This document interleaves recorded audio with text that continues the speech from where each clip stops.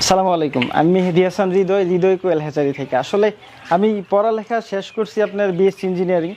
আর এটার পাশাপাশি বলতে এটার পরে আমার এই ব্যবসা করার চিন্তা ভাবনা। আসলে আব্বা আম্মা করতো এই ব্যবসাটা, এখন ধারাবাহিকভাবে আমারই করা। আসলে এটা করতে করতে একটা ভালো লাগা কাজ করে, অথবা দেখা যায় আপনার চাকরির ব্যাপারটা কি একটা মানে আবদ্ধ একটা ব্যাপার, আমার যেটা ফিল হয়, অনেকেরই হয় হয়তো বা।